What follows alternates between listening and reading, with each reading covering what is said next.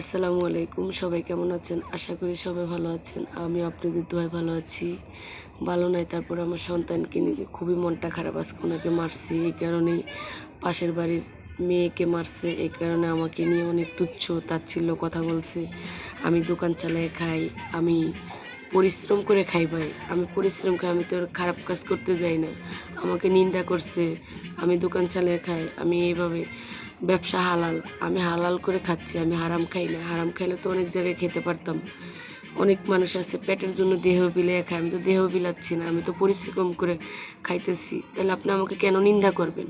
আমি গায়ে মাখি না, কিন্তু আমার সন্তানকে নিয়ে কেউ খারাপ মন্তব্য, খারাপ কথা বললে আমার খুবই খারাপ লাগে। আমি কোনোদিনও অন্যায়কে প্রশ্রয় দিই না, হোক আমার বাবা মার, হোক পাশের বাড়ির মানুষের। এরকম কোনোদিনও কাউকে আমি অবহেলা করি না, আর কাউকে প্রশ্রয়ও দিই না যে এটা কেন করছো।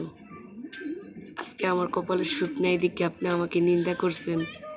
আমি দোয়া করব আপনার সুখ যেন আল্লাহ এভাবে কেড়ে নেয়। সুখ হবে আমার সন্তান যখন বড় হবে, হয়তো আল্লাহ যদি আমার কপালে রাখে সন্তানের ছেলের ভাত, তাইলে অবশ্যই সুখ হবে। আমি পরিশ্রম করতেছি, আমার সন্তান তো দেখতেছে।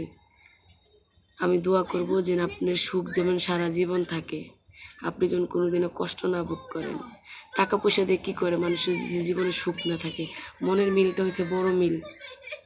আমার মনের মিলের সাথে মিল নাই, এর লেগে আল্লাহ পাক আমার জীবনে সুখ দেয় না, হয়তো আমাকে ধৈর্য পরীক্ষা নিচ্ছে।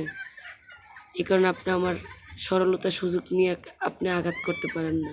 একটা কথা বলবো, বিশেষ করে সবাইকে, ভাই বোন সব, নিজের মনের কথা কাউকে কখনো বলবেন না। আপনি সরলতার সুযোগ পা আপনাকে আঘাত করবে, একটা কথা মনে রাখবেন।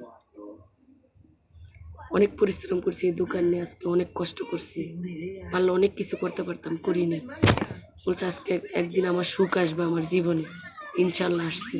সবাই দোয়া করবেন আমি যেন আরও সামনের দিকে আমার দোকানটা, আমার বাচ্চা নিয়ে ভালো থাকতে পারি। সুস্থ থাকবেন। আল্লাহ হাফেজ। আসসালামু আলাইকুম।